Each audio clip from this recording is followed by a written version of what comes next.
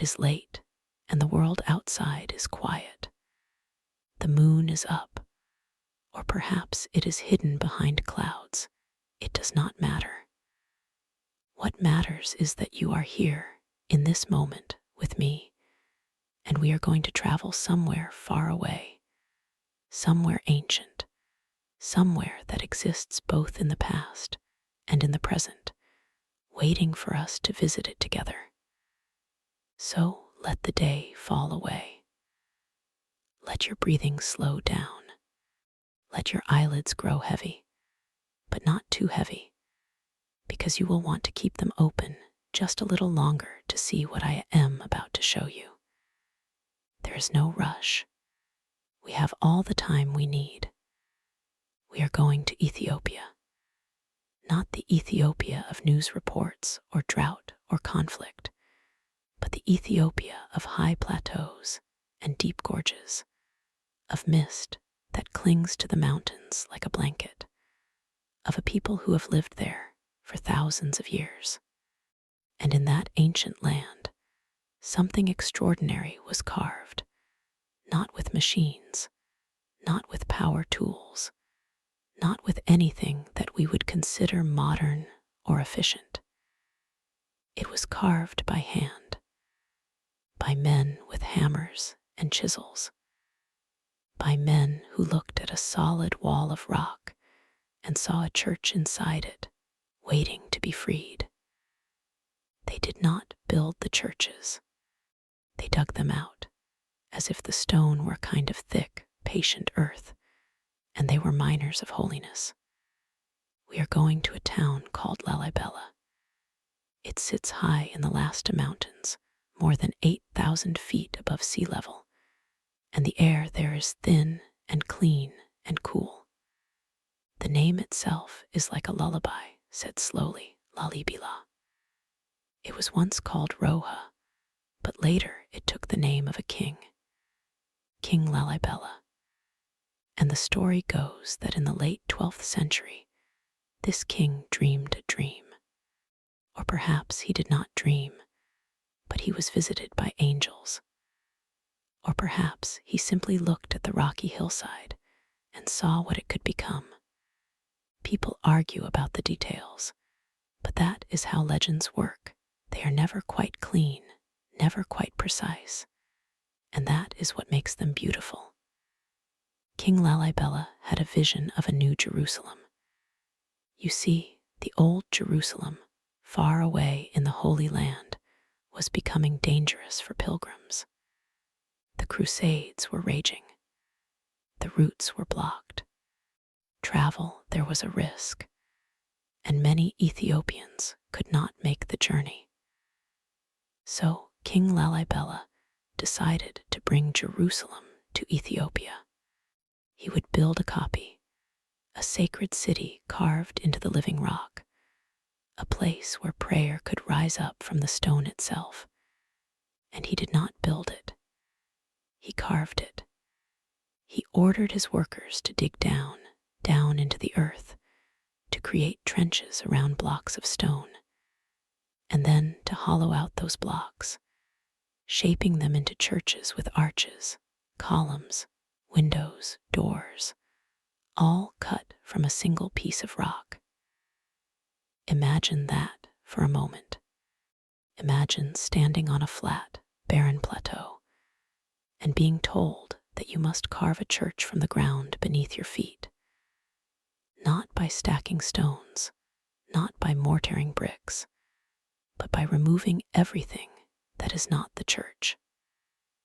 You start by cutting a deep trench around the perimeter, like a giant moat.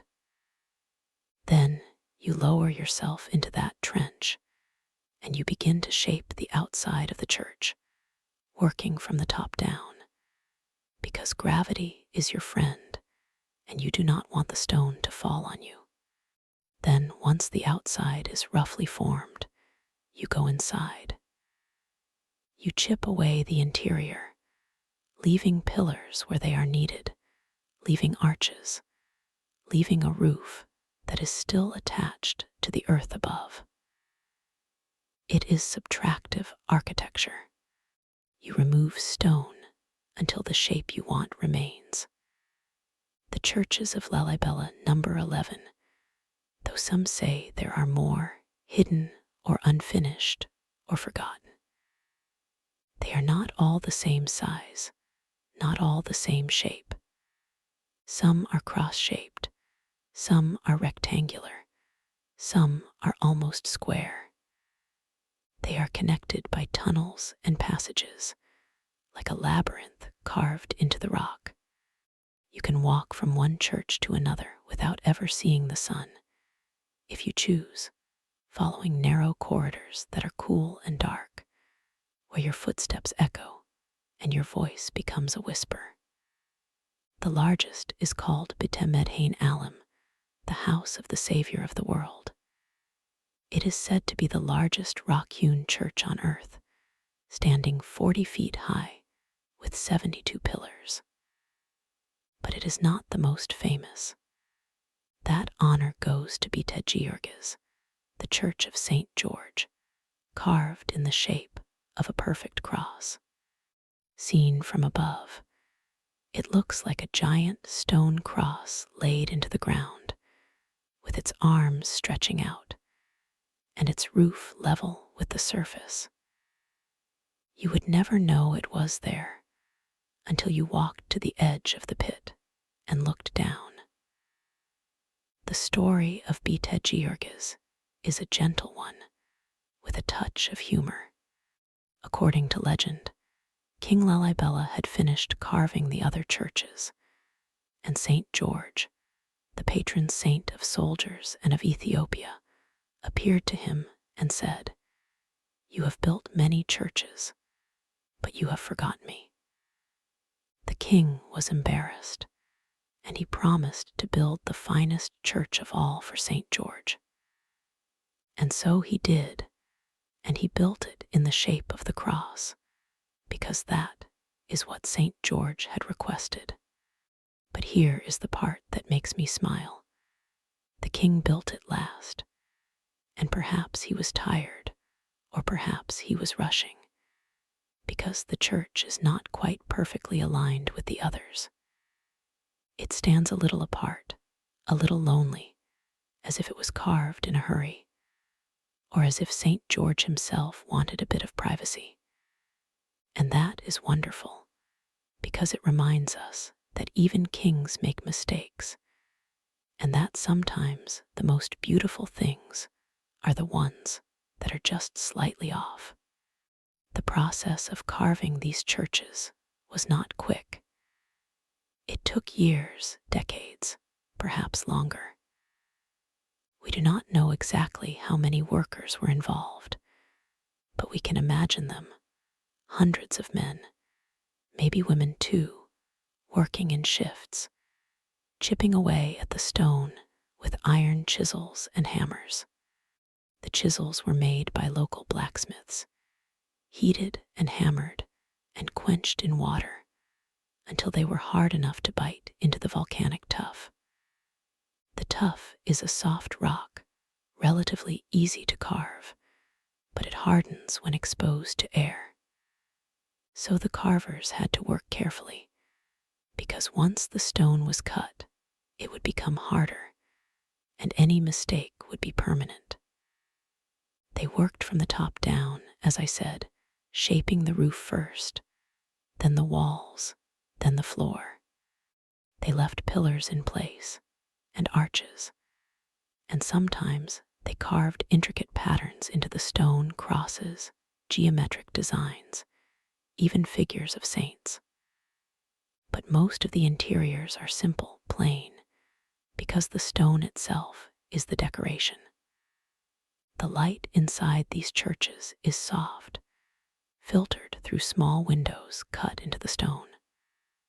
The walls are rough, but smooth in places where hands have touched them for centuries. The air smells of dust and incense and earth. There is a particular quietness in these churches.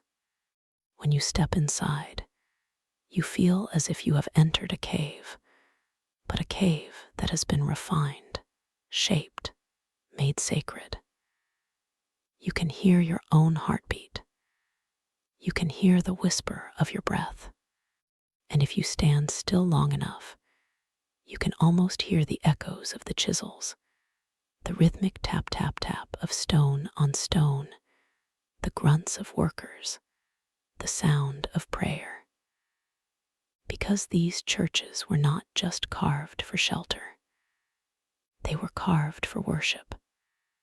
And for 800 years, people have gathered there to sing, to pray, to celebrate Mass. The priests still wear white robes, and they carry crosses that are centuries old, and the smoke of frankincense rises up to the stone ceiling, which is, remember, the stone roof of the church, which is also the floor of the world above. But let us step back for a moment. Let us think about the kind of faith that would drive people to carve a mountain into a cathedral. It is a faith that is patient, that is willing to wait years for a single church, that believes that the stone itself can be made holy.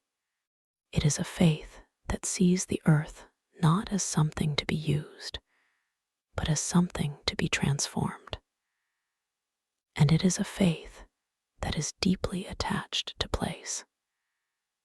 The Ethiopian Orthodox Church has a long history, going back to the 4th century, when Christianity first came to Ethiopia. It is one of the oldest Christian traditions in the world, older than many European churches. And the rock-hewn churches of Lalibela are a testament to that history, a physical reminder of the devotion of a people. There is a legend that says King Lalibela did not carve the churches alone. It is said that angels came down from heaven at night and did the work while the workers slept. In the morning, the craftsmen would find that the stone had been cut twice, as far as they had left it the night before. I love this legend because it suggests that the work was not merely human. It suggests that the divine was involved, that something beyond our understanding helped shape the stone. And whether you believe in angels or not, the story captures the sense of wonder that these churches inspire. They seem impossible. They seem too large, too perfect, too ancient to have been made by human hands alone.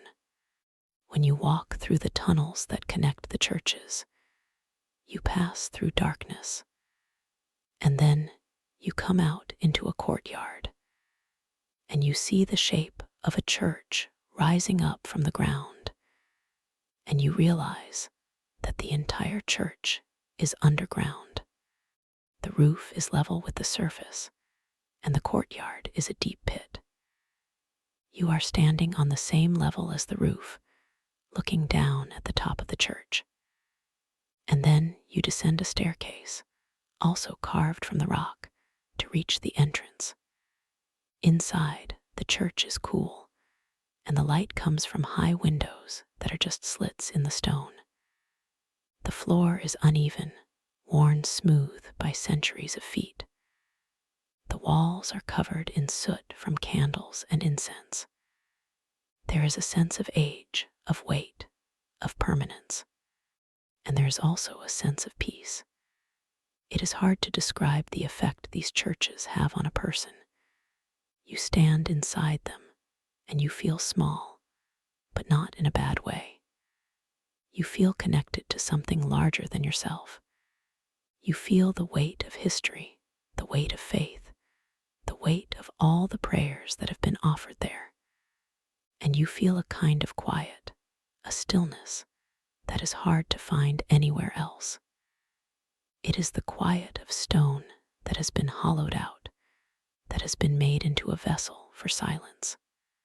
Now let us talk about the practical side, but gently, without distraction.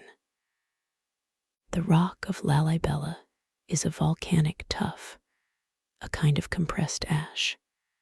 It is soft when it is first exposed, but it hardens over time. This is why the churches have lasted so long. They are essentially monolithic, carved from a single piece of stone, with no joints, no mortar, no seams to weaken over the centuries. The elements have worn them, yes. Rain and wind have eroded some of the detail. Earthquakes have shaken them, but they remain. They are not crumbling, not falling apart. They stand as solid as the day they were finished, or perhaps even more solid, because the stone has grown harder with age. The carvers used a technique called the axial trench method.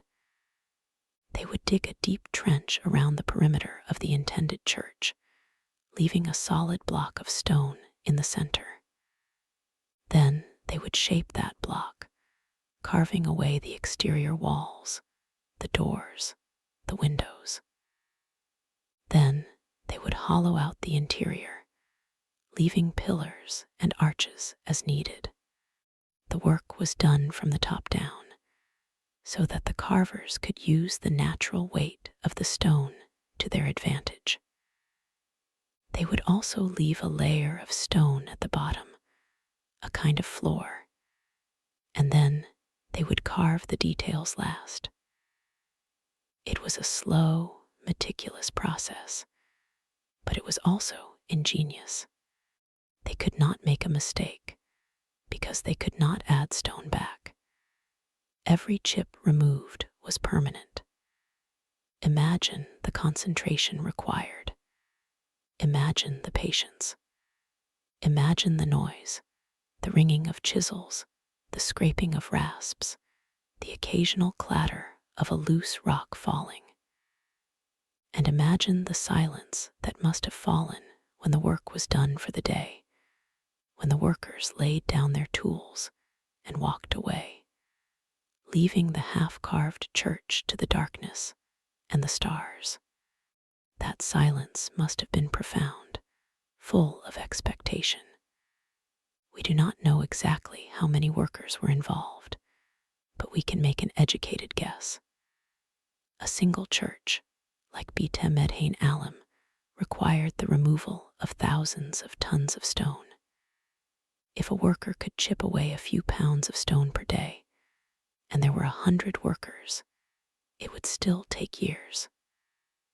Some scholars estimate that it took 24 years to carve all 11 churches. That is a long time. That is a generation.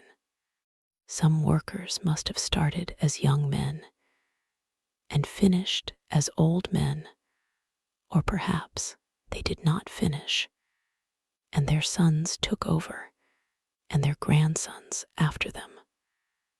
The work was passed down like a tradition, like a prayer. And what did they eat, these workers? What did they drink? They lived in the area, in small villages, growing teff for injera, herding goats and cattle. They drank a honey wine called tej, sweet and thick. They celebrated festivals and fasts. They sang. They prayed. Their lives were ordinary, except for the extraordinary thing they were doing. And they did it without complaint, or so the stories say.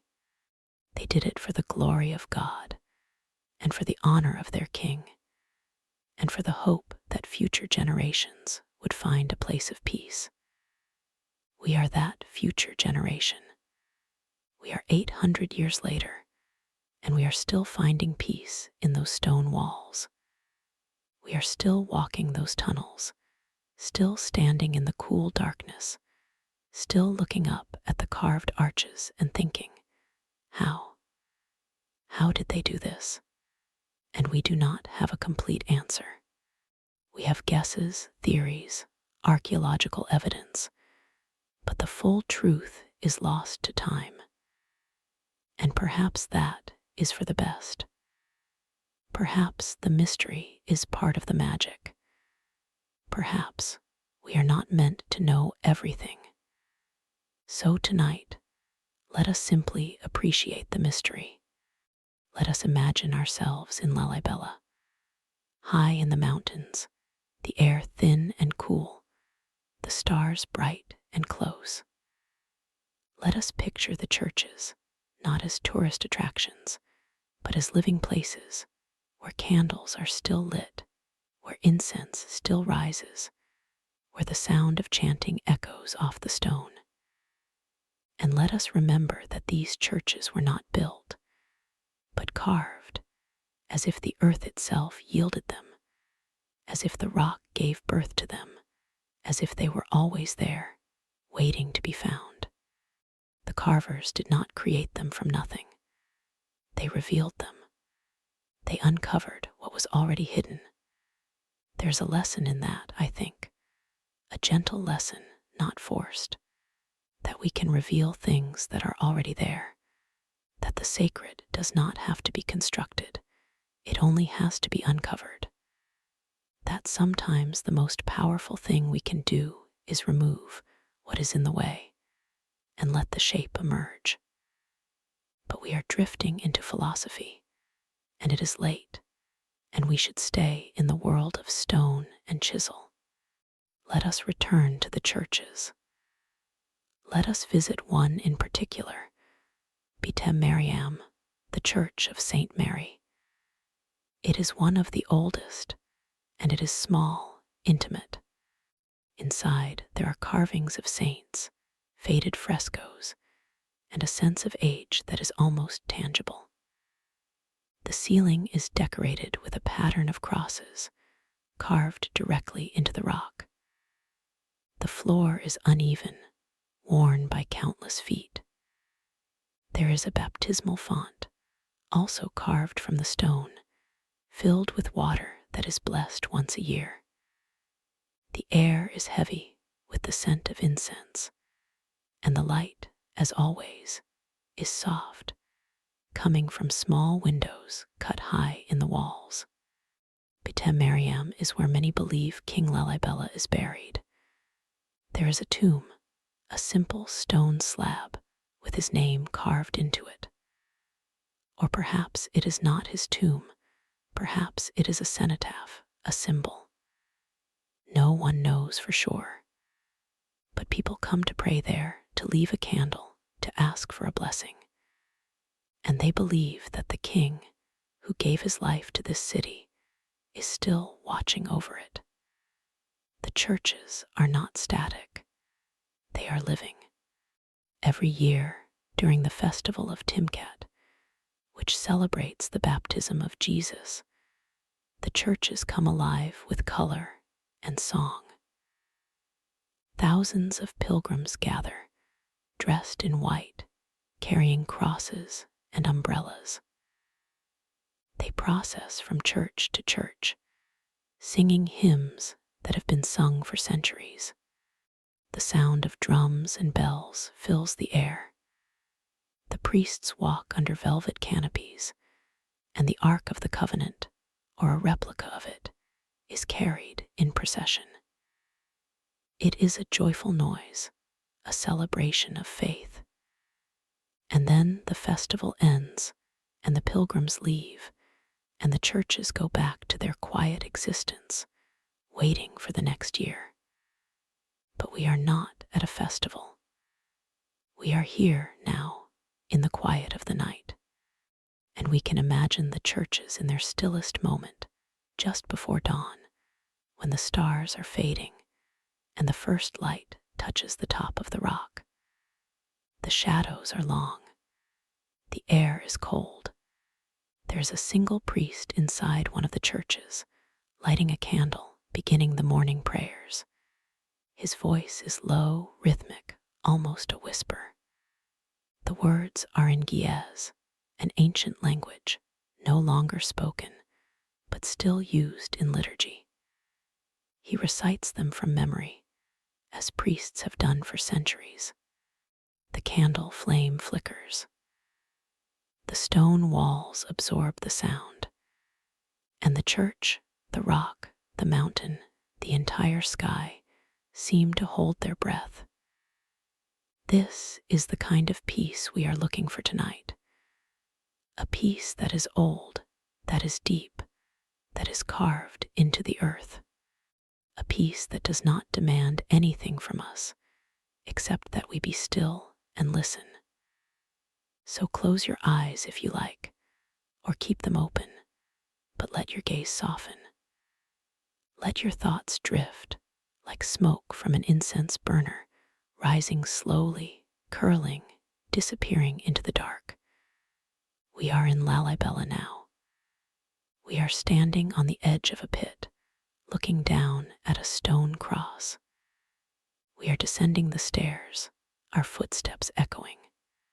We are entering the cool interior, and we are finding a seat on the stone floor, and we are letting the silence surround us.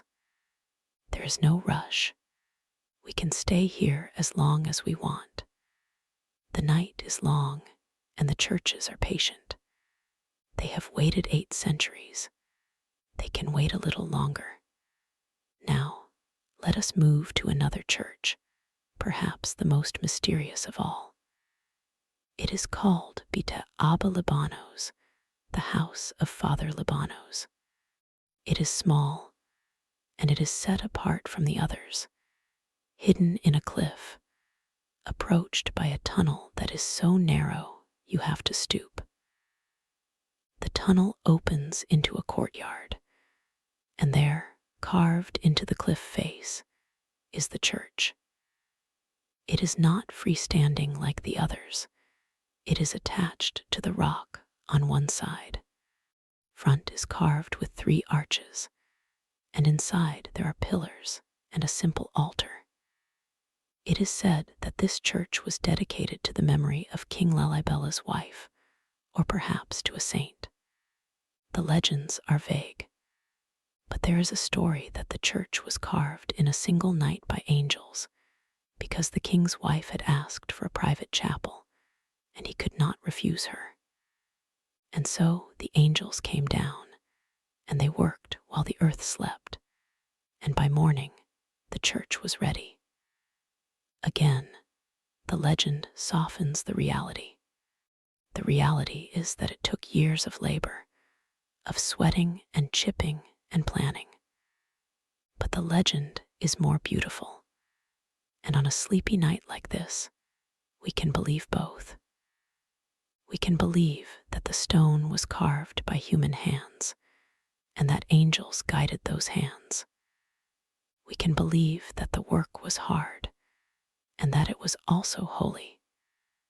We can believe that the churches are a gift from the past, and a gift from heaven. We are halfway through our story, and we have not yet talked about the geography that surrounds these churches. The Lasta Mountains are rugged, remote. The roads are winding, often unpaved. The journey to Lalibela is not easy, even today. You can fly into a small airport, but the flight is often delayed by weather. Or you can drive for days, over passes and through valleys, past villages where people still live in round stone huts with thatched roofs. The land is green during the rainy season, brown and dusty during the dry. The soil is thin, and farming is hard. But the people are warm, and they smile, and they offer you coffee, roasted and ground and brewed in a clay pot. The coffee ceremony is a ritual, unhurried, lasting hours. You sit on small stools, and you watch the beans roast over a fire, and you inhale the smoke, and you wait. There is no rushing. There is only the present moment. And then you arrive at the churches, and you understand why people make the journey. Because there is nothing else like them in the world. They are not grand in the way of cathedrals, with spires and stained glass. They are humble, carved from the earth, connected to the earth. They feel ancient, primal, as if they have been there since the beginning of time. And in a way, they have. The rock is millions of years old. The volcanic tuff was laid down in layers, compressed, hardened, and then only 8 centuries ago, people saw something in that rock and they set it free.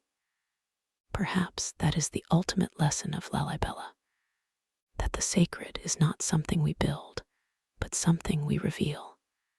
That within the ordinary, the everyday, the solid and unyielding, there is a shape waiting to emerge. And that shape is not always perfect. It is rough in places, uneven, but it is real, and it is beautiful in its reality. We have been talking for a while now, and the night has grown deeper. The world outside is still.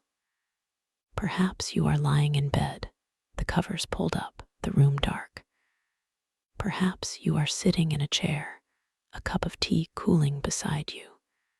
Wherever you are, I hope you feel the quiet seep into your bones. I hope you feel the weight of the stone and the lightness of the space inside it. I hope you feel the presence of those ancient carvers, their hands, their chisels, their patience. We will continue this journey. There is more to see. There are more churches to visit, more stories to tell, more legends to unwrap. But for now, let us rest in this moment, in this stone church, in this high mountain town, under a sky that is the same sky King Lalibela saw 800 years ago. The same stars, the same moon, the same wind blowing across the plateau, carrying the sound of a single bell far away, marking the hour. It is late, it is peaceful, and we are here together in the quiet. The wind has shifted just slightly, and it carries a new sound. Not a bell, but the low hum of a chant far away, perhaps from one of the other churches. The sound is thin and distant, like a thread of smoke, but it is there. It weaves through the night, and if we listen carefully, we can almost make out the words. Aksum, maybe, the name of the ancient kingdom, or Lalibela, the king who dreamed these stones. The chant rises and falls, slow and patient, and it seems to come from the rock itself, as if the mountain were singing. We are still inside Bete Abba Libanos, the small church tucked into the cliff. The air is cooler here, damp in a way that surprises you, because the rock outside is dry and dusty. But inside, the stone breathes, and it holds the moisture from the earth. You can feel it on your skin, a kind of chill that is not unpleasant.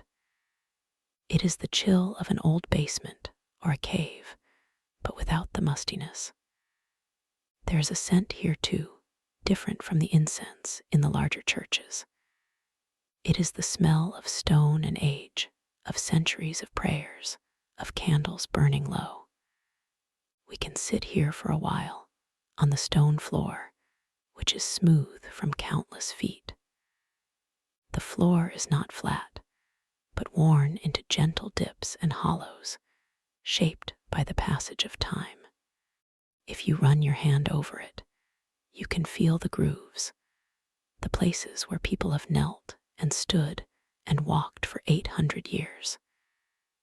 It is like touching the memory of a place. Perhaps we should talk about the tools the carvers used. It is a detail that often gets lost in the grand story of the churches, but it is worth considering, especially in this quiet hour. The builders of Lalibela had no iron, at least not in abundance. They used chisels and hammers made from the same rock they were carving, or from harder stone brought from distant quarries. They worked with the patience of the earth itself. A single church could take decades, generations. A father might start a church, and his son would finish it, and his grandson would add the final touches. The work was not a project, but a way of life, and they worked from the top down. This is a strange thing to imagine. They did not dig a hole and build up, they cut the rock away from the outside, creating a trench, then worked inward. They left the roof intact, flat, level with the surrounding ground. Then they descended into the pit, and from the top of the future church, they began to carve. They removed the stone in layers, shaping the pillars, the arches, the windows, the doorways. They worked in the open air, under the sun and the rain, for years. The dust must have been terrible. It would have been in their lungs, in their clothes, in their food. They coughed and spat and kept working. There is a legend that the king himself joined the workers, that he wielded a hammer and chisel, that his hands were calloused and bleeding. Whether true or not, it is a story that honors the labor. It says that the king did not simply command the work, he shared it. He felt the weight of the stone. He tasted the dust. He knew the cost. And let us talk about the cost in another way. The human cost. Not in a dark, stressful way, but in a quiet acknowledgement that all great things require sacrifice. The workers were not slaves, as far as we know. They were volunteers, pilgrims, monks, craftsmen who believed they were building not just churches, but a heaven on earth. They were motivated by faith, and perhaps by something else, a sense of belonging to a great enterprise. They lived in temporary huts, ate simple food, woke before dawn, and worked until the light failed. They were sustained by their belief that what they were doing mattered, not just for their own time, but for eternity. And then there were the women. We hear less about them, but they were there. They carried water, cooked, cared for the children, and perhaps they also carved. Some historians believe that women participated in the work, especially in the finishing touches, the smoothing of walls, the carving of decorative crosses. There is a tradition in Ethiopia that women have a special connection to the sacred, that they are the keepers of the flame, the ones who maintain the rituals. So it is not hard to imagine them, their hands steady, working alongside the men, their voices raised in hymns. Now let us leave Bete Abba Libanos and walk back through the tunnel. The passage is narrow, and we have to stoop. Our footsteps are muffled in the rock. The tunnel curves slightly, and the light at the end is a pale rectangle, the blue of the night sky. We step out into the courtyard, and we are once again in the open air. The stars are brighter now, it seems. The moon has moved, casting deeper shadows.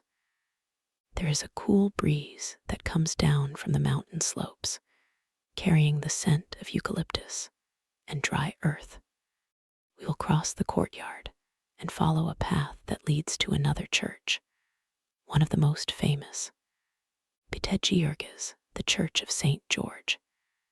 It is the most perfectly preserved, the most symmetrical, the one that appears on postcards and travel brochures.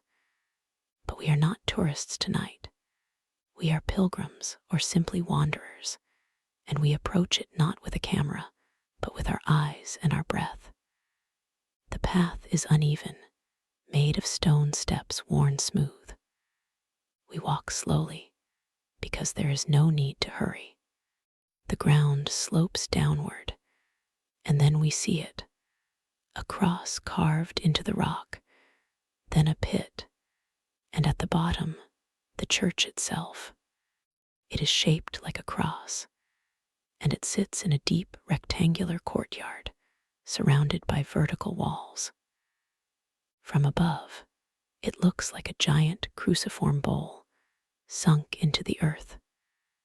The roof is level with the ground, and the walls of the pit are lined with caves and tombs, all carved from the same stone. We descend a staircase, narrow and steep, cut into the rock. The steps are uneven, and we place our feet carefully. The walls on either side are high, and they block out the sky. We are descending into a space that feels both intimate and vast.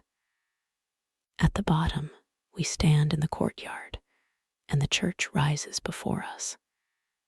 It is about 15 meters high, or around 50 feet, carved from a single block of stone. The cross shape is unmistakable. The arms are wide, the base is square, and the top is a roof that slopes slightly, with a cross carved on the peak. The walls are smooth, punctured by windows, arched doorways. There are no visible seams. It is a stone sculpture that is also a building. We walk around it slowly. The stone is a pale gray, almost yellow in the moonlight. It is warm to the touch, even at this hour, as if it has absorbed the heat of the day. The carvings on the walls are simple, geometric, crosses and rosettes. There is no ornate decoration, no statues, no friezes. It is humble, and that is its power. It does not try to impress, it simply is. Inside, the church is dark. We can step through the doorway into a space that is cool and still. There is a single light, a candle, flickering on the altar. The altar is a block of stone, unadorned. Behind it, there is a niche where the tablet is kept, the replica of the Ark of the Covenant. The church is empty, but it feels held, supported by the rock that surrounds it. We are inside a mountain, inside a cross, inside a prayer. Let us stay here for a moment, in the quiet. The candle flame casts shadows that dance on the walls. The ceiling is low, and we can see the marks of the chisel, the rough texture that was left behind. It is not polished. It is not finished in the way a European cathedral is finished. It is raw, and that rawness is honest. It tells us that this was made by human hands, with all their imperfection. Now, we step back outside, into the courtyard. There are other structures here. Along the walls of the pit, there are small caves that were used as chapels, as hermitages, as tombs. In one of them, we can see a stone bed where a monk might have slept or died. The air is dry and still. The only sound is our own breath and the distant hum of the wind over the rim of the pit. We can sit down on a stone bench carved into the wall and look up. The walls of the pit rise around us, and above, the sky is a perfect rectangle of stars. It is like being at the bottom of a well, but a well that opens to heaven. And we can imagine the people who have sat here before us, over centuries, seeking solace, seeking answers, seeking silence. They came here to pray, to fast, to meditate, to die. They came here because the rock is solid and it does not change. And in a world that is always shifting, that constancy is a comfort. We can talk now about the religious meaning of these churches in a gentle way, without getting too heavy. The cross is the central symbol, of course. The shape of Beit Georges is a cross, and many of the other churches have cross-shaped windows, crosses carved into the walls, crosses in the floor. The cross represents suffering and salvation, but also the intersection of heaven and earth. In Lalibela, the cross is carved into the rock, which is the earth, and it points upward toward the sky. It is a sign that the sacred is not separate from the physical, but embedded in it. And there is another symbol, the Ark of the Covenant. We have mentioned it a few times. Ark is said to be housed in the Church of Saint Mary of Zion in Aksum. But every Ethiopian church has a tabot, a replica of the tablets of the law. The tabot is the most sacred object in the church, and it is kept in a special place, away from the main congregation. During festivals, it is brought out and carried in procession. In Lalibela, the churches were designed to hold these tabots, and the layout of the complex mirrors the layout of the heavenly Jerusalem, as described in the book of Revelation. The churches are not just buildings, they are maps of the divine.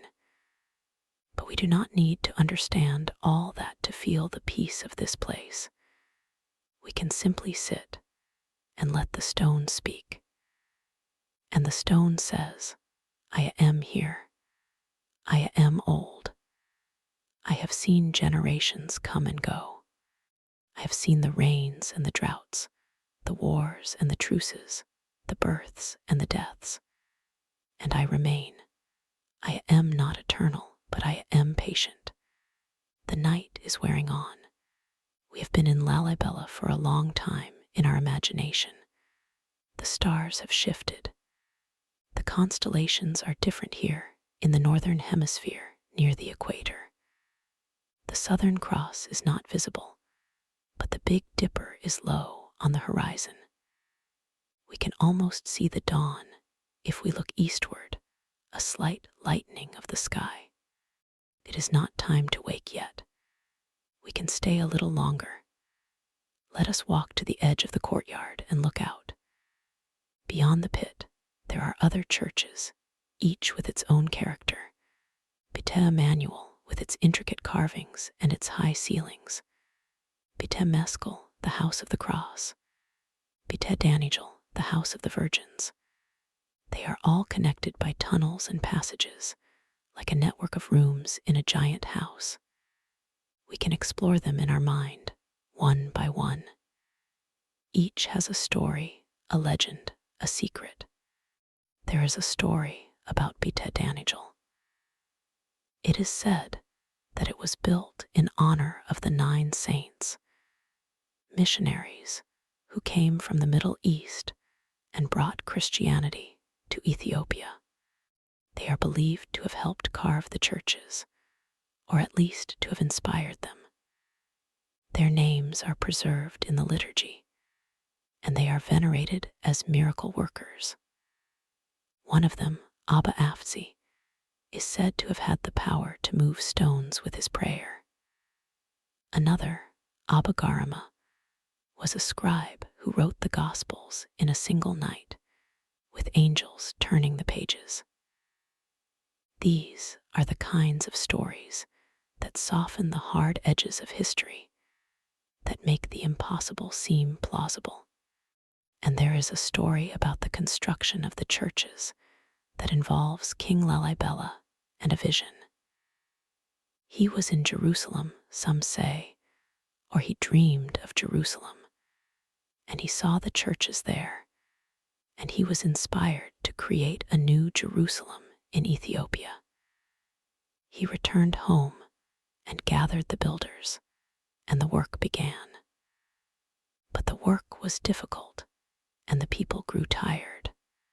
And then, one night, a supernatural light appeared, and the workers saw that the angels had taken up their tools, and the churches were finished in a single night. The king woke and found his dream fulfilled. We do not have to choose between the human story and the divine story. We can hold both. The human story honors the effort, the sweat, the slow accumulation of years. The divine story honors the mystery, the grace, the sudden breakthrough that comes after long labor. Both are true in different ways, and in this sleepy hour, we can accept both. The light is coming slowly, a pale grayness that spreads across the sky. The stars fade one by one. The wind is still, and the air is still. The first bird calls, a single note repeated, and then another.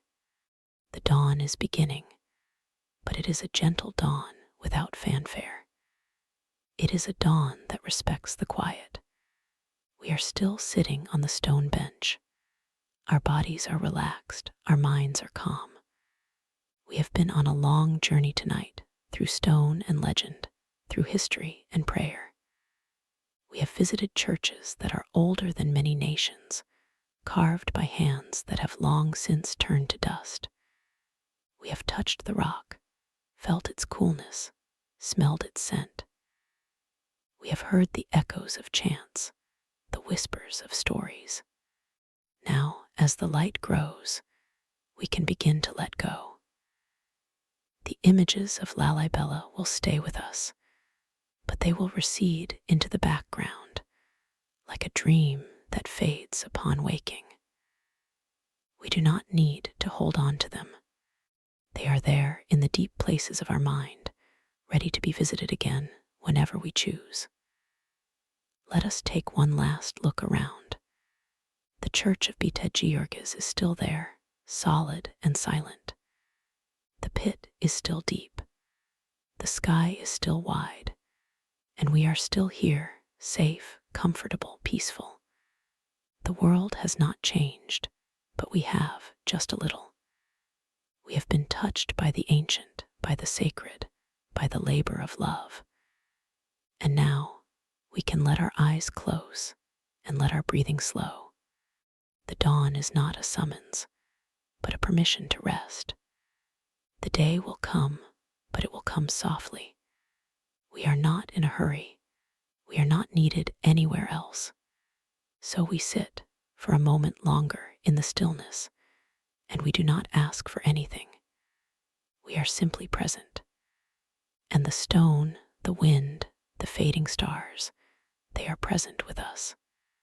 And that is enough.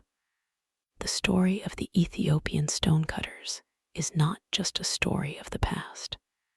It is a story of the present, of every moment when we carve out a space for the sacred in our own lives. It is a story of patience, of faith, of the willingness to work slowly, without seeing the end. It is a story that we can carry with us, like a small stone in our pocket, smooth and cool, a reminder that the impossible is possible if we are willing to begin. We will leave Lalibela now, gently, as the sun rises over the Lasta mountains. The light touches the top of the rock, the roof of Bita Mariam, the cross on Bita Georges. The shadows retreat. The world awakens. But we are not fully awake yet, and that is fine. We can drift, still half in the world of stone and angels, half in the world of bedsheets and morning light. There is no need to say goodbye. The churches are always there, waiting. We can return any time in the quiet of our mind when we need to feel the peace of the carved rock. They are a sanctuary, a refuge, a place of rest. So rest now. Let the story settle. Let the images fade like smoke. There is a softness here, a warmth, a safety. You are held not by stone, but by the quiet of the night and the gentle voice of the story. And the night is giving way to morning. The birds are singing more loudly now. The sky is gray, then pink, then pale blue. The world is turning, and we are turning with it slowly, gently, into a new day. But for now, for just a few moments more, we can stay in the in-between, neither awake nor asleep, neither here nor there. We are in the space that Lalibela opened for us, a space of silence and stone, of cross and cave, of earth and heaven. And that space is ours. It cannot be taken away. It is carved into our memory as the churches are carved into the rock. And so we rest in the true peace. The final word, perhaps, belongs to the stone itself. It has no voice, but it speaks in the weight of its silence. It says, I am here. I am solid. I will not move. You can lean on me. And we do. We lean into the silence, into the stone, into the night, and we are held. The story is done. The churches remain. And so do we, and so we do. And we remain for a moment longer in the quiet of this imagined courtyard, with the stones still cool beneath us, and the first light of dawn brushing the edges of the pit. But we are not quite ready to leave. There is still more to see, more to feel.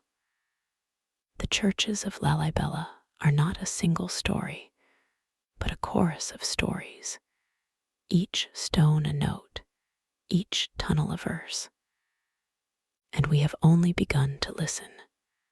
Let us turn our attention now to another church, one that we have not yet visited in our wanderings. It is called B'Tem Medhain Alim, the house of the Savior of the world. It is the largest of the churches, a massive rectangle of rock, with a row of tall pillars carved around its outside, as if the church itself is a forest of stone trees. Inside, it is dark and cool, with a high ceiling supported by more pillars, each one carved from the living rock. The floor is worn smooth by countless feet, by generations of worshippers who have come here to pray, to light candles, to whisper their hopes and fears into the silence.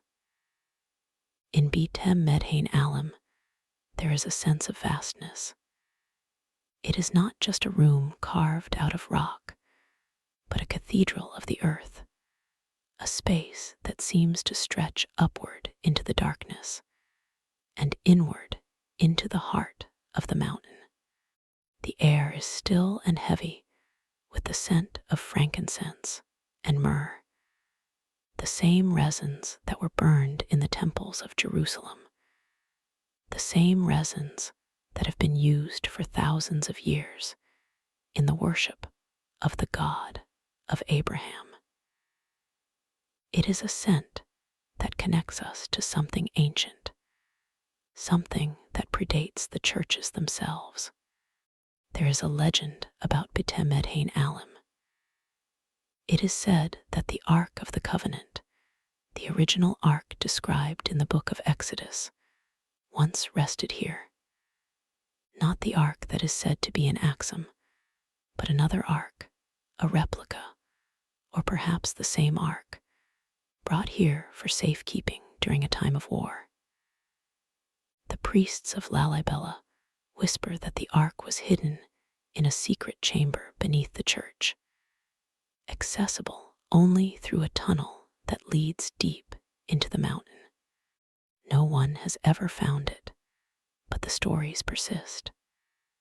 And in the quiet of the night, when we let our imagination drift, we can almost hear the footsteps of the angels who guard it, walking softly in the darkness. But we do not need to believe in the ark to feel the presence of something sacred here.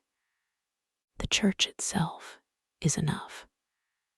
The way the light filters through the high windows, the way the shadows move across the carved walls, the way the silence seems to breathe. It is a place that invites us to sit, to rest, to let our thoughts settle like dust on a shelf. And so we sit in our imagination on a stone bench near the entrance of Bite Medhain Alam. The floor is worn into a slight dip where hundreds of thousands of feet have stood. The walls are covered in faded paintings, saints and angels and scenes from the Bible. The faces are dark, the halos are gold, the colors are muted by age. In one painting, Mary holds the infant Jesus, her eyes large and gentle. In another, the Archangel Michael slays a dragon, but the dragon looks more like a tired lizard than a fearsome beast. The artists of Lalibela had a sense of humor, it seems. They were not afraid to paint what they saw, mixing the divine with the everyday. The saints in these paintings have names that are unfamiliar to most of the world. There is Abba Gabra Manfas Kedis, a hermit who lived with hyenas, and is often depicted as a wild man with a lion mane. There is Abba Libanos, who is said to have power over the wind and the rain. There is Saint George, of course, but in Ethiopian paintings, he rides a horse that looks more like a plow horse than a war horse, and his spear is held with a kind of weariness, as if he has been fighting dragons for a very long time and is ready for a rest. The humor is gentle, like the humor of a grandfather who tells stories that are both true and not true, who winks as he speaks. The churches themselves have a kind of gentle humor, in the way they are carved into the rock, as if the mountain itself decided to become a church, in the way the tunnels twist and turn, as if they were made by a mole who had a sudden conversion. The builders of Lalibela did not take themselves too seriously, even as they worked with the utmost seriousness. They left room for play, for surprise, for the unexpected. And there is much that is unexpected in Lalibela. For example, the church of Bethlehem, the house of bread, which is not a church at all in the usual sense, but a small chapel built into the side of the rock, with a single room and a tiny altar. It is said that the priests used to bake the holy bread here, the bread that would be used in the Eucharist. The oven is still there, a round hole in the wall, blackened by the smoke of 1,000 fires. If we close our eyes, we can almost smell the fresh bread, warm and simple, a reminder that the sacred is not always grand and majestic. Sometimes it is as ordinary as bread, as common as a meal shared between friends. The word Bethlehem, which is the same as Bethlehem, means house of bread, and in Lalibela there is a church that carries that name, a church that honors the humble, the everyday, the sustenance that comes from the earth. It is a small church, easy to overlook, but it is one of the most important because it reminds us that the spiritual life is not separate from the material life. We eat, we drink, we work, we rest. And it is in these simple acts that we encounter the divine, if we have the eyes to see. Let us move now in our mind to another small church, one that is often forgotten by visitors who are drawn to the larger, more famous ones. It is called Bite Gabriel Rufil, the house of the archangels Gabriel and Raphael. It is located on the eastern edge of the complex, set apart from the others, reached by a narrow path that winds through the rocks. It is a twin church, actually, two churches connected by a single courtyard. One is dedicated to Gabriel, the messenger, the other to Raphael, the healer. Together, they form a kind of sanctuary for those who need guidance or healing. The entrance to Bete Gabriel Rufil is through a low tunnel that seems to go on forever. We have to bend our heads to pass through, and the walls are rough against our shoulders. It is a passage that forces us to be humble, to slow down, to pay attention to each step. At the end of the tunnel, we emerge into a small courtyard, open to the sky, with a well in the center. The well is deep, and the water at the bottom is dark and still, reflecting the clouds and the silhouettes of the angels carved into the walls. It is said that the water in this well has healing properties. Pilgrims come from far away to drink from it, to wash their eyes, to bathe their wounds. The water is cold and pure, and it tastes of the mineral of the rock. Whether it actually heals or not is a matter of faith. But the act of drinking, of trusting, of hoping, is itself a kind of healing. The placebo effect is not just a trick of the mind. It is a testament to the power of belief. And belief is at the heart of Lalibela. The churches were not built because of a king's decree or a political ambition. They were built because people believed that they were creating a new Jerusalem, a place where the divine could dwell among the ordinary. Were built with faith, and faith is what keeps them standing. Even now, after centuries of rain and wind and earthquakes, the churches endure. They are not made of the strongest stone. The rock of the Ethiopian highlands is volcanic tough, relatively soft and porous.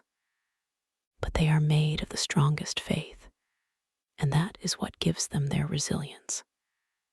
There is a story about an earthquake that struck Lalibela in the 16th century.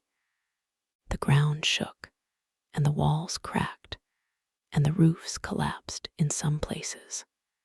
The priests and the people were afraid that the churches would be destroyed. But they gathered together, and they prayed, and they went to work. They repaired the cracks with lime and stone. They rebuilt the fallen pillars. They smoothed the damaged walls.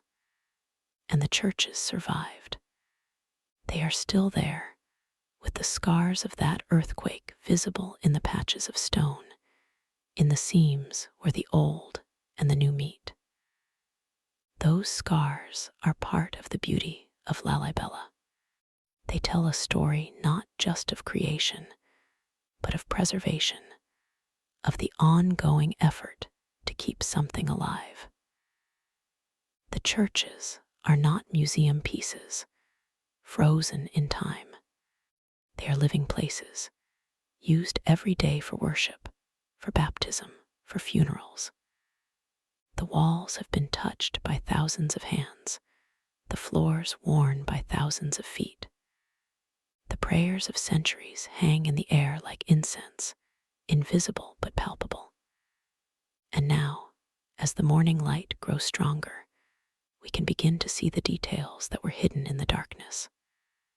The carvings on the walls become clearer, geometric patterns, crosses, vines, and leaves.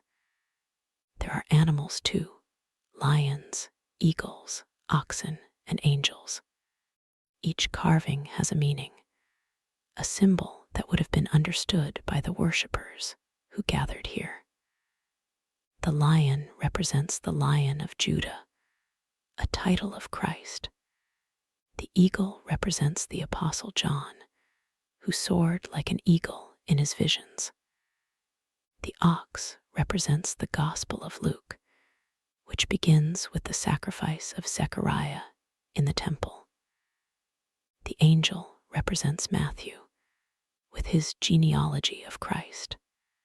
The carvings are not just decoration, they are a visual language, a way of telling the story of salvation without words. For the mostly illiterate congregation, the walls were their Bible, their book of hours, their catechism. They could stand in the church and look at the carvings and remember the stories they had heard in the liturgy. The carvings were a bridge between the ear and the eye, between the spoken word and the silent stone. And we, in our imagination, can do the same. We can look at the carvings and let them speak to us. The cross, the vine, the lion, the eagle. They are not arbitrary symbols. They are invitations to reflect on something deeper. The cross reminds us of sacrifice and love. The vine reminds us of connection and growth. The lion reminds us of courage and royalty. The eagle reminds us of vision and transcendence. But we do not have to analyze them. We can simply look and let the images settle in our mind like seeds planted in soft soil. They will grow in their own time if they are meant to. The sun is now fully above the horizon, and the courtyard is flooded with light. The shadows have retreated to the edges, and the colors of the rock have changed from gray to gold. The churches glow, as if they are lit from within. The cross on top of Bete Georges catches the light and seems to burn like a small fire. It is a beautiful morning, and we are still here, sitting in the quiet, feeling the warmth on our skin. The night is over, but the peace remains.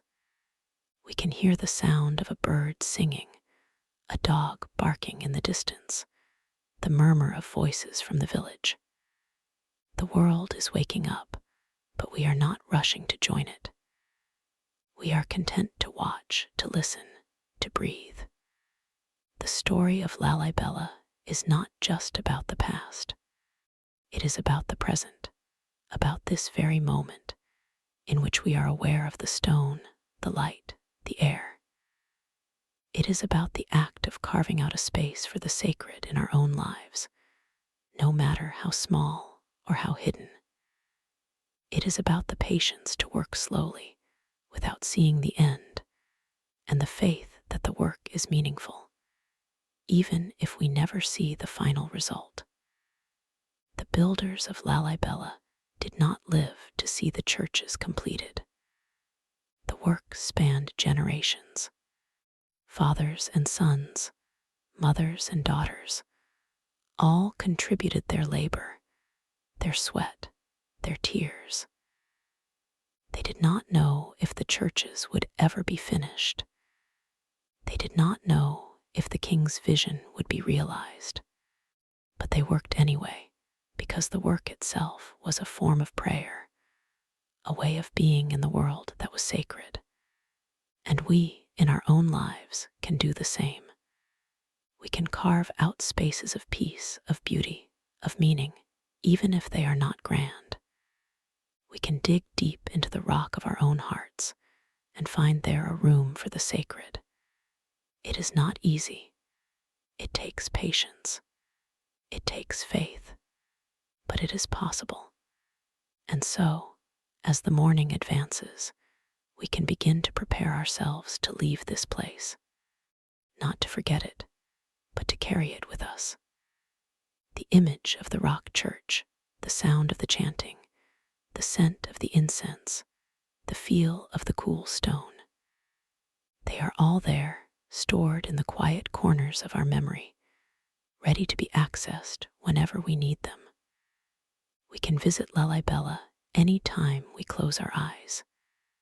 We can sit in the courtyard of Bete Georges, or in the shadows of Bete Medhain Alam, or in the small chapel of Bete Lehem. We can listen to the silence and let it fill us with a peace that is deeper than any sleep. And now, perhaps, It is time to let that peace settle fully. The dawn has fully arrived, and the birds are singing in full chorus. The village is stirring. The priests are beginning their morning prayers. The world is moving again, but we do not have to move with it. We can stay here in this stillness for as long as we like. There is a place in the rock, a small alcove near the entrance of Beta Mariam, where we can sit and feel the coolness of the stone against our back. It is a place that has sheltered many before us, and it will shelter us now as we let our breathing slow, as we let our thoughts drift. The story of the Ethiopian Stonecutters is a story of love. Love for their God, love for their king, love for their land, love for the work of their hands. They carved the churches out of the rock, but they also carved out a place in history, a legacy that endures to this day. And they carved out a place in our hearts if we let them. So let us rest for a little while longer in the embrace of the stone. Let us feel the weight of the ages and the lightness of the air. Let us be grateful for this moment, this dream, this journey. The churches of Lalibela are not just a wonder of the world. They are a wonder of the spirit. And we have been privileged to visit them in our imagination, in the quiet of the night and the gentle dawn. And now, as the sun climbs higher and the shadows shorten, we can begin to feel a sense of completion. The story is not over, but it has come to a natural pause. We have seen what we came to see. We have felt what we came to feel. And we are ready to return, carrying with us the piece of the carved rock. We stand up slowly from the stone bench. We stretch our arms and our back, and we take a deep breath of the fresh morning air. The scent of earth and stone and incense fills our lungs. Look around one last time, memorizing the scene: the cross, the pit, the carved walls, the blue sky. And then we turn and we begin to walk away. Not toward anything, but away from this place, gently, without haste. The path leads us through the tunnel, back into the village, back into the world. The sounds of the village grow louder. The smell of cooking fires replaces the scent of incense. The sun is warm on our face, but the peace remains. It has settled into our bones, like the coolness of the stone. We carry it with us as we walk, as we breathe, as we live.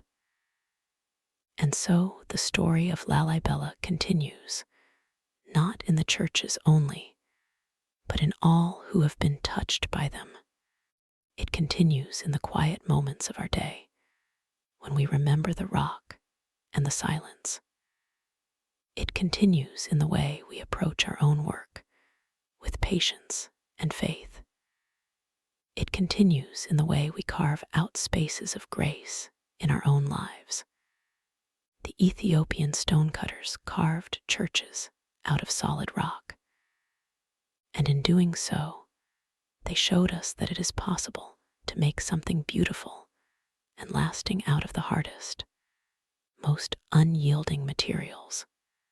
They showed us that the sacred can be found in the earth itself if we are willing to dig deep enough. And they showed us that the best work is done slowly, with love, without looking for quick results. The churches took generations to build. They are still being built, in a sense, by those who maintain them, who worship in them, who visit them. They are a living work, a gift that keeps unfolding. We can learn from that. We can apply that to our own lives. We can be patient with our own slow growth.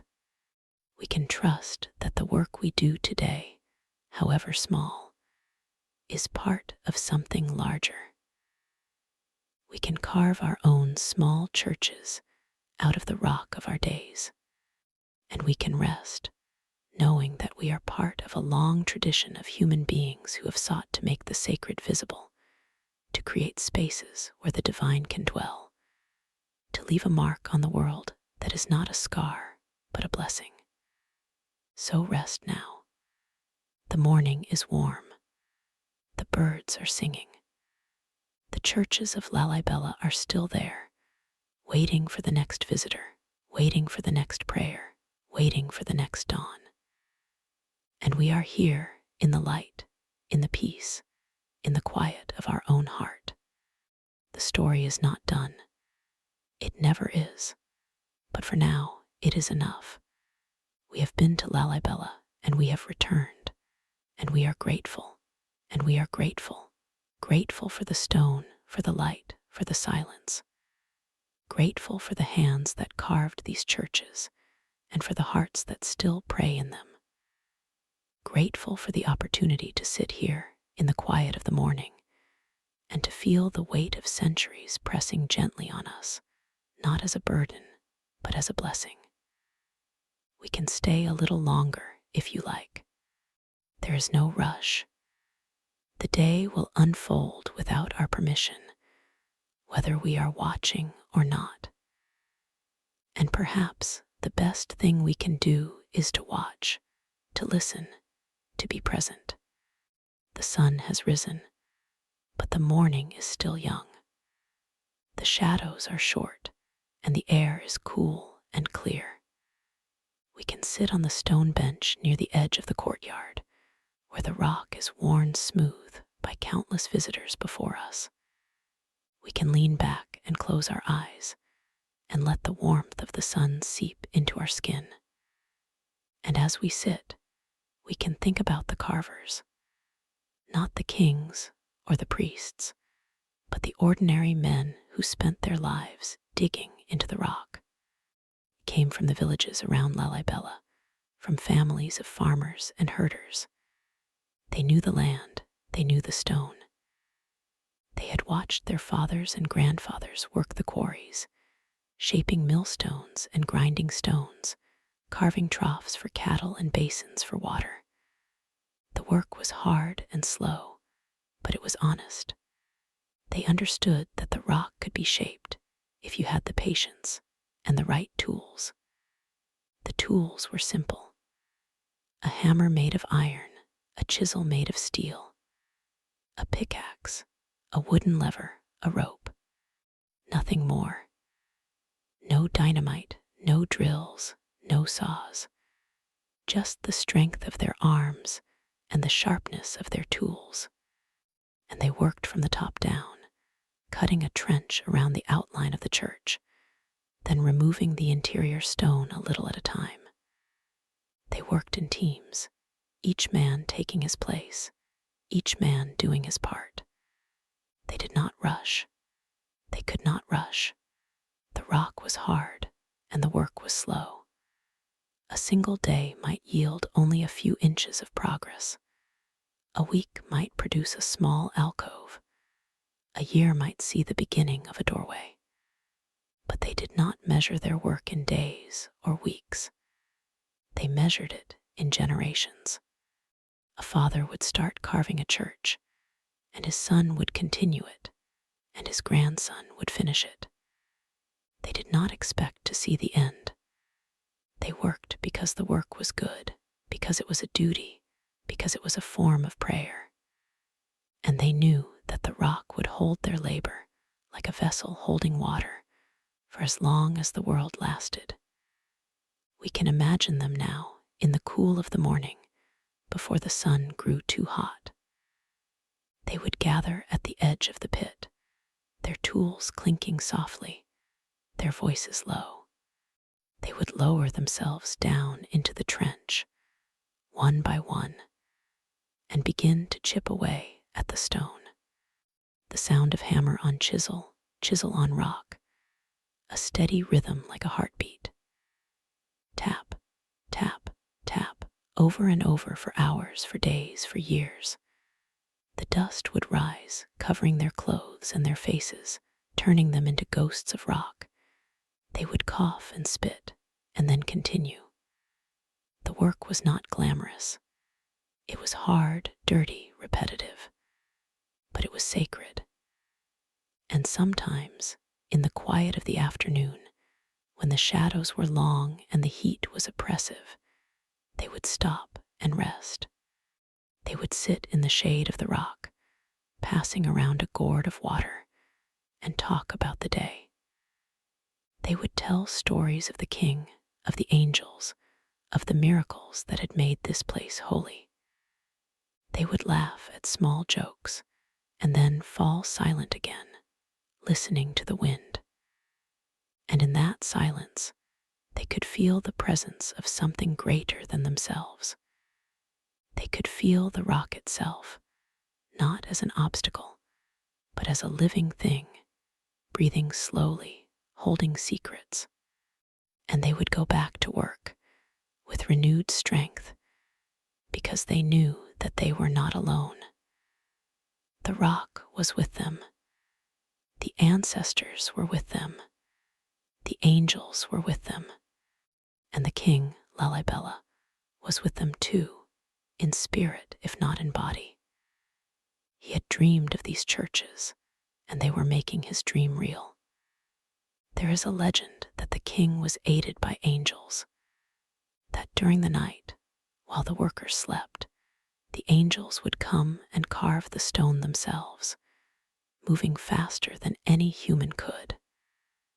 And in the morning, the workers would find that the work had advanced, that new shapes had appeared in the rock, as if by magic. It is a beautiful story, and we do not have to believe it literally to feel its truth. The angels are the love and the faith and the devotion that guided the workers' hands. They are the hope that sustained the project through generations of labor. They are the invisible helpers that all creative work requires. And so, the churches grew slowly, like trees. They were not built, but excavated. The rock was not added, but removed. The carvers did not shape the stone from the outside. They hollowed it from the inside. They created space, not mass. They carved darkness into light, silence into sound, emptiness into presence. It is a profound way of making, and it mirrors the way we ourselves grow. We do not add to ourselves. We remove what is unnecessary. We chip away at our fears, our doubts, our distractions, until we find the sacred chamber at the center of our being. We can sit here in the courtyard and feel that process happening within us. The morning is still, the air is warm, and we are aware of our own breathing, in and out, slow and steady, like the rhythm of the chisel. Each breath is a small removal, a letting go. And with each breath, we feel a little more spacious, a little more open. The rock of our own hearts is being carved, not by us, but by the quiet of the morning itself.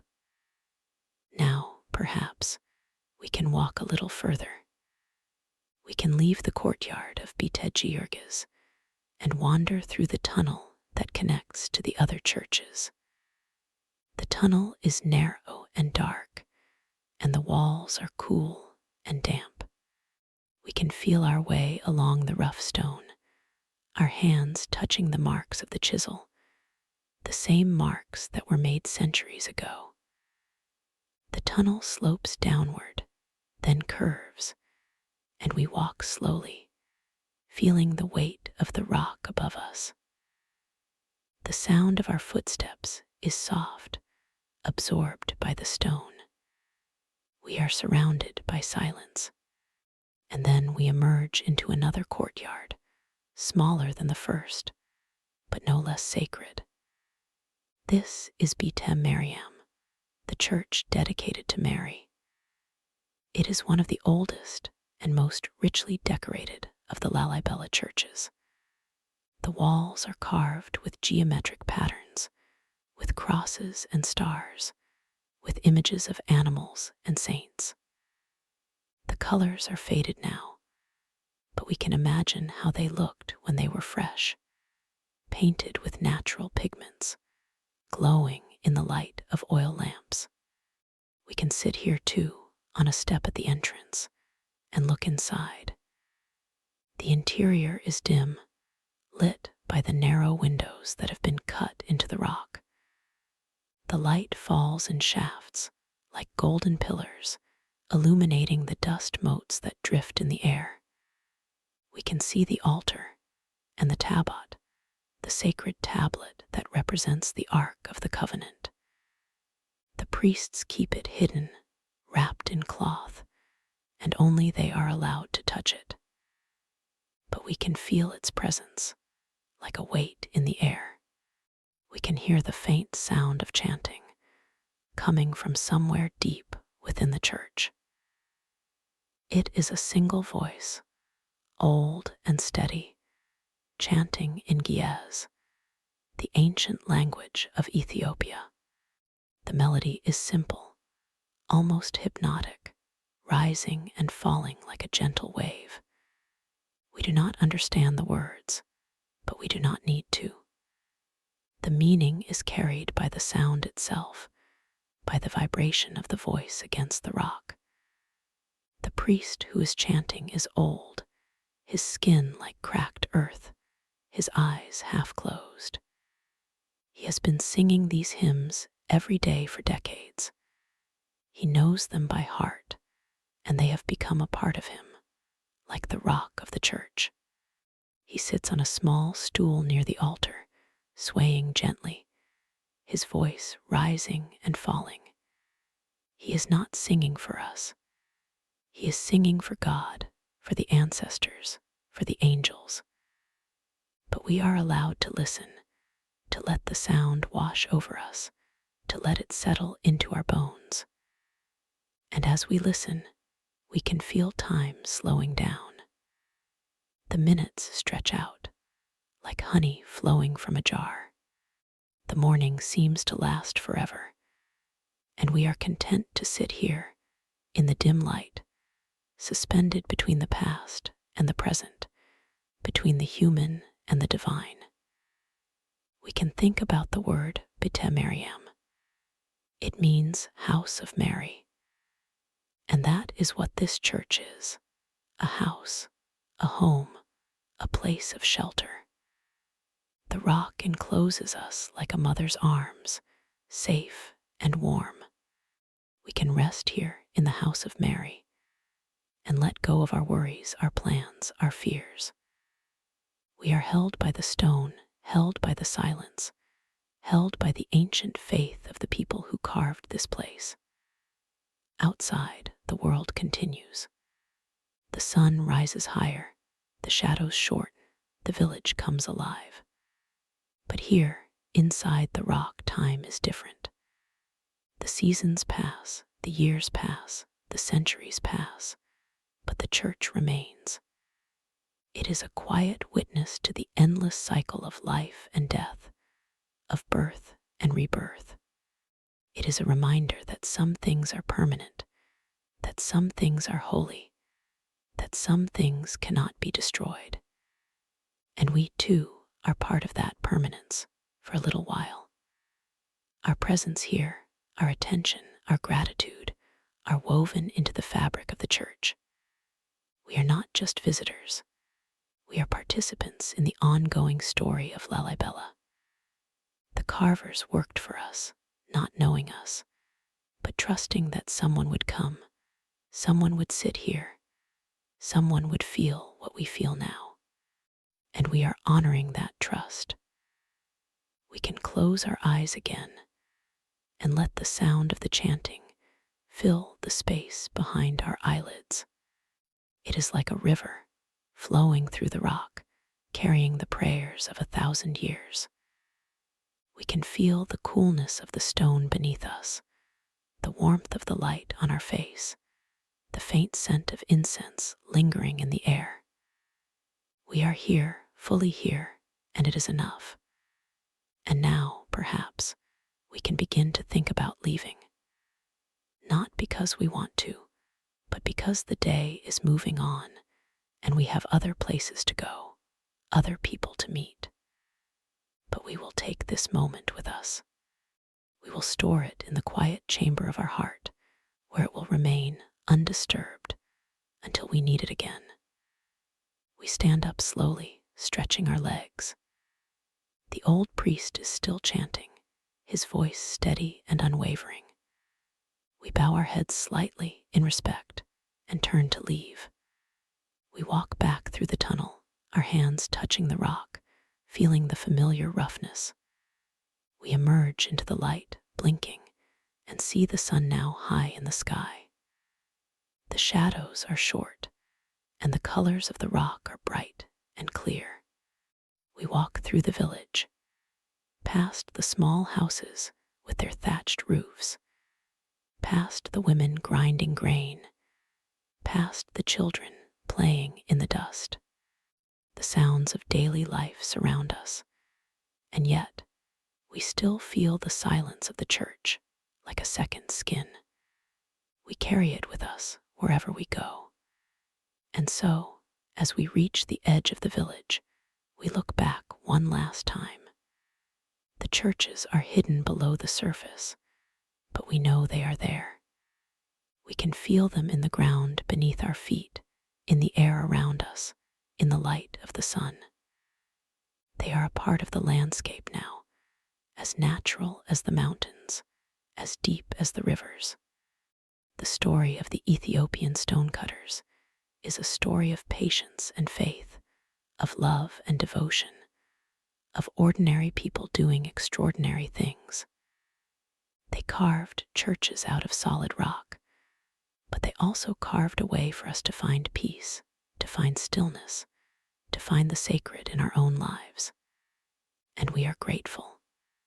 We turn away and we begin to walk. The road stretches ahead, winding through the hills. The sun is warm and the breeze is light. We walk slowly, without hurry, savoring each step. And in our hearts, the churches of Lalibela remain, carved into the rock of our memory, as permanent as the stone, as gentle as the dawn.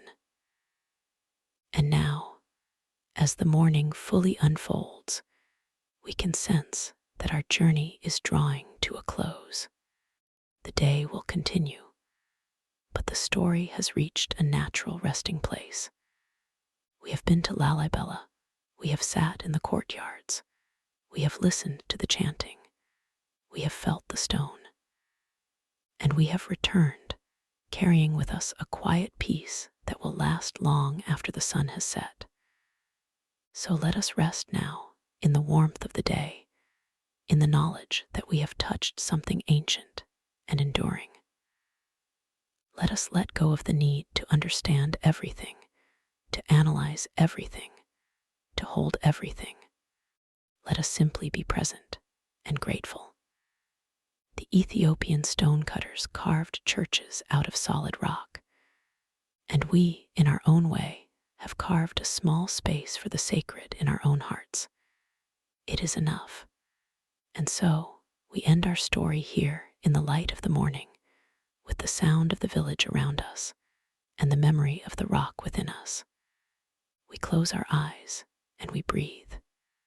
Good night, gentle listener. Sleep well. And may the peace of Lalibela stay with you always. And yet, even as we say good night, the story does not truly end.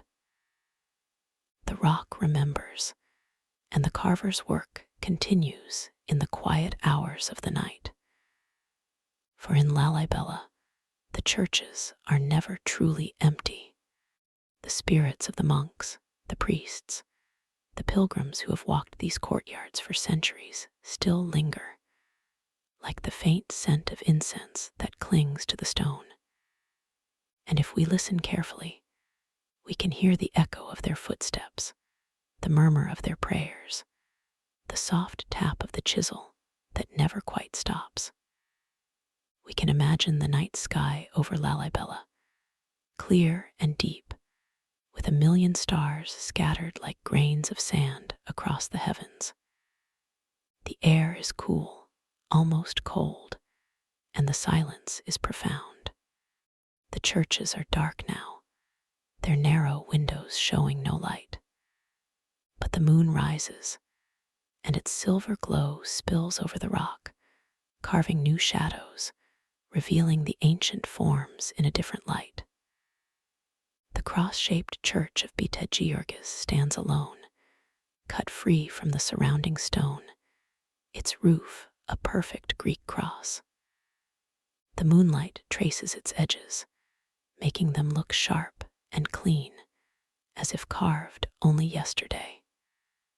We can walk now, not in the day, but in the dream of night. Our footsteps are soft on the dusty path.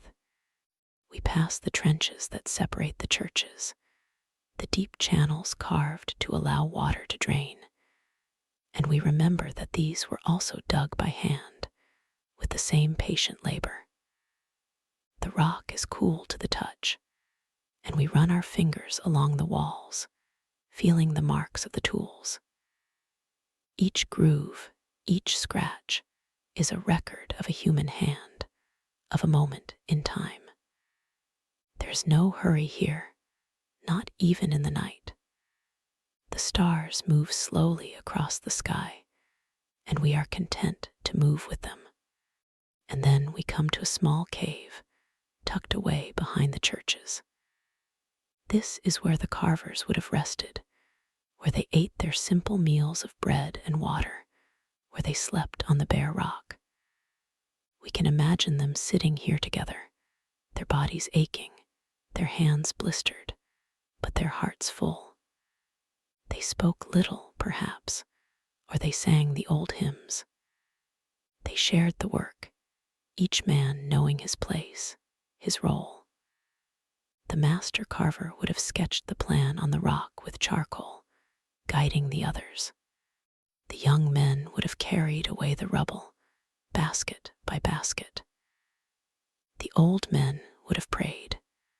There's a story, told among the priests, that King Lalibela himself came to this cave one night, weary from overseeing the work. He lay down on the rock and fell into a deep sleep. And in his sleep, an angel appeared to him, holding a chisel made of light. The angel said, "Do not be afraid, for this work is holy. I will guide your hands." And when Lalibela woke, he found that a new church had been begun in the night, carved by unseen hands. That church is Georgis, the most perfect of them all, the cross that seems to have been placed on the earth by God himself. We can smile at this story, for it is a legend, a dream within a dream. But like all legends, it contains a truth. The carvers of Lalibela were not working alone. They were driven by something greater than themselves, a faith that moved mountains, or at least moved rock. They believed that their labor was a prayer, that every strike of the chisel was an act of worship. And so the churches were not merely built, they were revealed, uncovered from the stone that had always held them. We can sit here too, in the mouth of the cave, looking out at the churches bathed in moonlight. The air is still, and we can hear our own breathing, slow and steady. We can feel the ground beneath us, solid and ancient. This is a place where time has no meaning, where the past and the present merge into one. The carvers of the 12th century are here with us, their hands still working, their eyes still seeing the vision. And we are with them, our hands empty, but our hearts open. We can think about the tools they used. Simple iron chisels, hammers, picks. No modern machinery, no dynamite, no drills. just the strength of their arms and the patience of their faith. They worked from the top down, carving the roof first, then the walls, then the floor. They left the interior solid, then hollowed it out, room by room, pillar by pillar. It was like sculpting a statue from a block of marble, but on a scale that defies imagination. And they did it without scaffolding, without cranes, without any of the things we would consider essential today. They stood on the rock itself, and as they dug deeper, they stood lower. They carved their own descent into the earth. The dust from the carving filled the air, coating their lungs, their clothes, their skin. They must have coughed constantly, their eyes watering, their throats raw. But they did not stop. They wrapped cloths around their faces, but the dust still found its way. It settled in their hair, in the folds of their robes, in the lines of their hands. They became part of the rock, their bodies marked by the same stone they were shaping. And when they finished a church, they did not celebrate with loud festivals. They simply stepped back, bowed their heads, and gave thanks. Then they moved on to the next. There were 11 churches to carve, each one different, each one a unique expression of the same faith. It took 24 years, some say.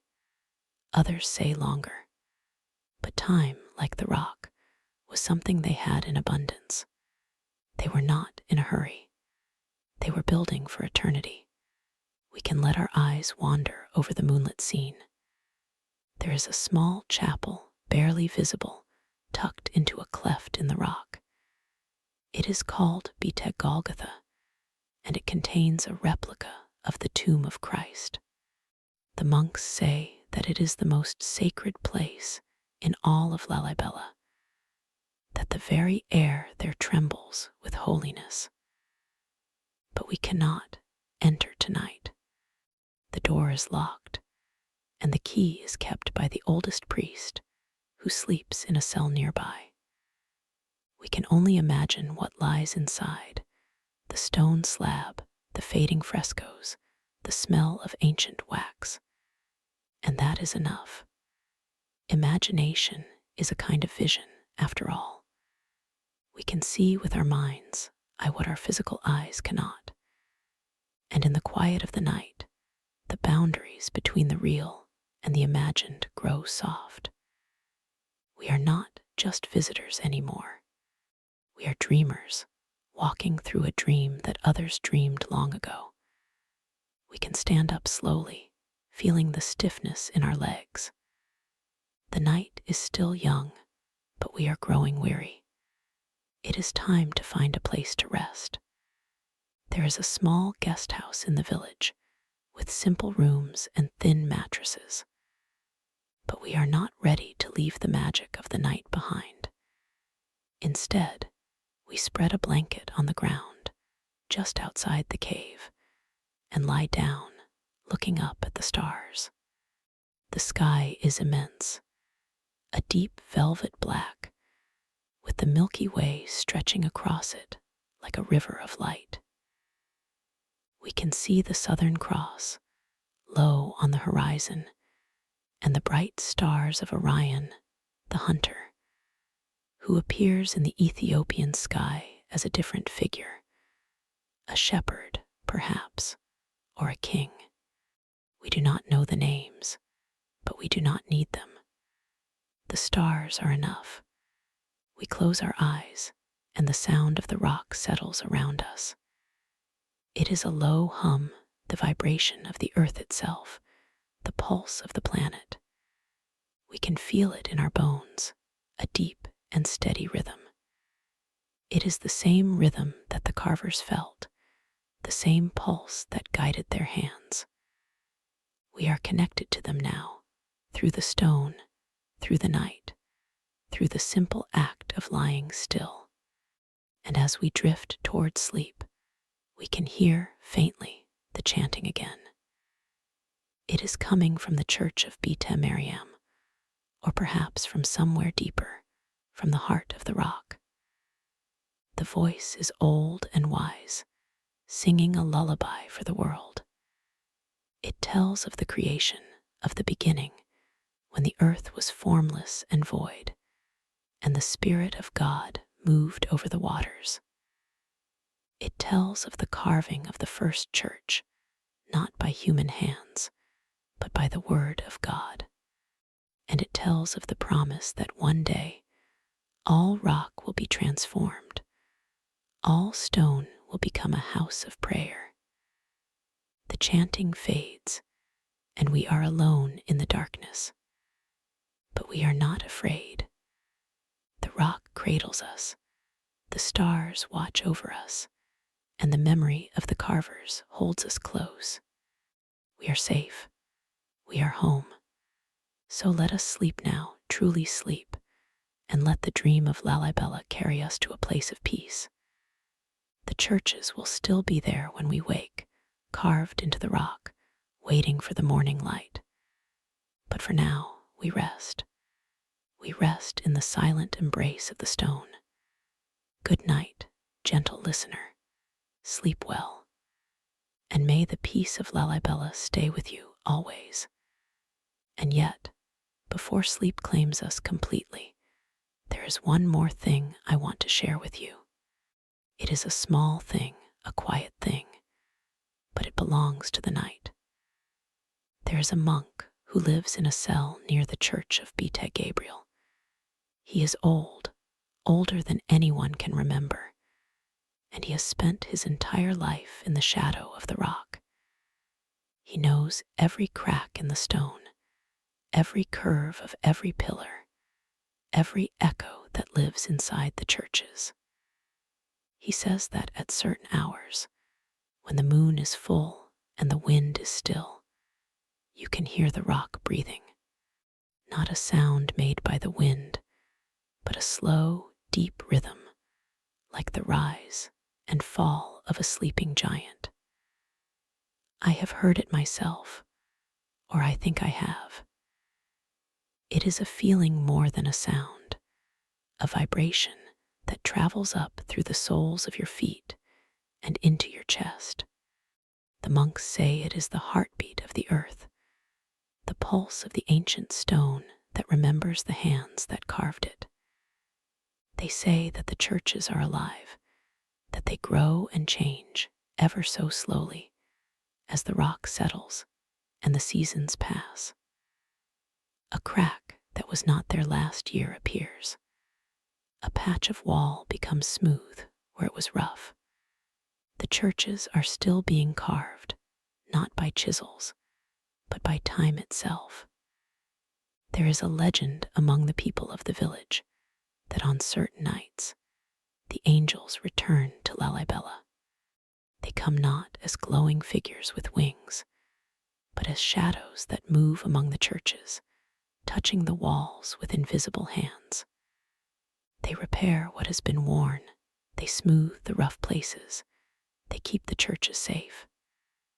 No one has ever seen an angel, but everyone has felt their presence.